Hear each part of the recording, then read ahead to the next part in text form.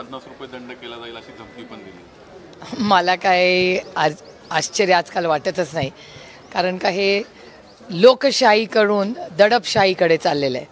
जर विधानसभेमध्ये मंत्री सत्तेतल्या आमदार आणि मंत्र्यांच्या मारामाऱ्या होत असतील तर ह्याच्याहून जास्त भयानक काय असू शकतं किंवा गलिच्छ काय असू शकतं मला सांगा। ताई, निलेश लंकेंच्या बाबतीत एक प्रश्न आहे। खरं तर अमोल कोल्हे निकाल त्यांच्या मतदारसंघात त्यांनी सांगितलं की निलेश लंकेने आता आमची तुतारी वाजवेल, त्यावर वळसे पाटील देखील म्हणतात की त्यांचा निर्णय ते घेतील किंवा अजितदादा घेतील।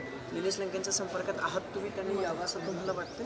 एकतर ही लोकशाही आहे, त्याच्यामुळे लोकशाहीमध्ये मी सगळ्यांच्याच संपर्कात असते, कारण का मी लोकप्रतिनिधी आहे आणि लोकप्रतिनिधींनी एका लोकशाहीमध्ये डायलॉग हा असलाच पाहिजे या मताची मी आहे। त्यामुळे चर्चा विकास कामासाठी असतील किंवा अनेक काही कामं असतात प्रत्येक भागामध्ये, याच्यासाठी प्रत्येक म्हणजे काश्मीर टू कन्याकुमारी असा एकही खासदार नसेल ज्याच्याकडे कुठल्या ना कुठल्या कामानिमित्त किंवा संपर्क, एखादा बारामती लोकसभा मतदारसंघाचा व्यक्ती उद्या पंजाबला गेला आणि अडकला तर ओळख तर असली पाहिजे आपली, आणि त्यावेळेस हक्काने आम्ही एकमेकाला मदत करतो। अनेक मुलं म्हणजे ज्या वास्तूमध्ये आपण आज उभे आहोत या वास्तूमध्ये असंख्य देशातली मुलं इथे आहेत।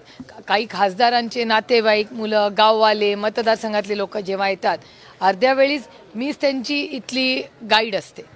त्याच्यामुळे ह्या गोष्टी माणुसकीच्या नात्याने करायच्या असतात आणि लोकशाहीमध्ये चर्चा तर झालीच पाहिजे।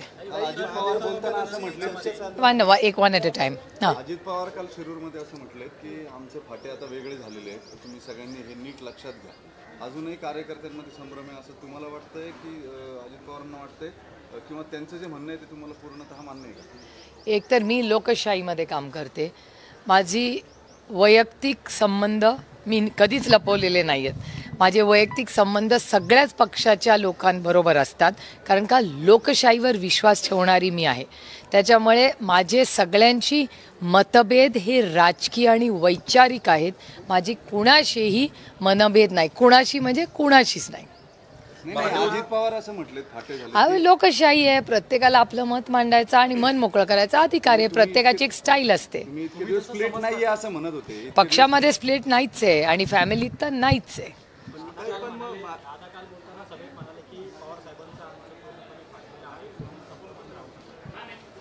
आता तो नाही, राष्ट्रवादी काँग्रेस पक्ष याच्यात स्प्लिट नाही आणि पवार फॅमिलीमध्येही स्प्लिट नाही, आणि आमच्या कुटुंबात जे काय होतं तेवढा प्रायव्हसीचा अधिकार जे मला प्रायव्हसीचा अधिकार नाही, पवार साहेबांना अधिकार नाही, रोहितला अधिकार नाही, पण बाकीची आमची उर्वरित जे कुटुंब आहे त्यांना प्रायव्हसीचा अधिकार आहे। त्याच्यामुळे आमच्या कुटुंबात आमच्या कौटुंबिक वेळात किंवा कौटुंबिक चर्चेमध्ये ज्या काही गोष्टी होतात त्या अर्थातच, आता तुम्ही तुमच्या बायकोशी काय बोलता हे थोडी मला सांगणार आहे। ताई, पण बहीण म्हणून तुम्ही दरवेळेस पदराखाली घालताय हे सगळं, पण दादा आता स्टेटमेंट क्लिअर आहे दादांचं की ते म्हणतात की आम्ही वेगळे झाले पण तुम्ही बहीण म्हणून पदराखाली घालताय, मग दादा मन मोठं करावं असं तुम्हाला वाटतं? कोणी कसं वागायचा त्याचा वैयक्तिक प्रश्न असतो, मी कसं सांगणार, पण एक गोष्ट मी नक्की तुम्हाला सांगेन की ही लोकशाही आहे आणि लोकशाहीमध्ये चर्चा ही झालीच पाहिजे। आपण आपलं प्रोफेशनल आयुष्य आणि आपलं प्रायव्हेट आयुष्य हे मिक्स करू शकत नाही, तेवढं वय आणि वैचारिक प्रगल्भता ही आमच्यात आली पाहिजे। हो ताई, न्यू इंडियन एक्सप्रेसने आज बातमी दिलेली आहे की अजित पवार गटाला 4च जागा मिळतील महायुतीमध्ये आणि शिंदे गटाला फक्त 7 जागा मिळतील।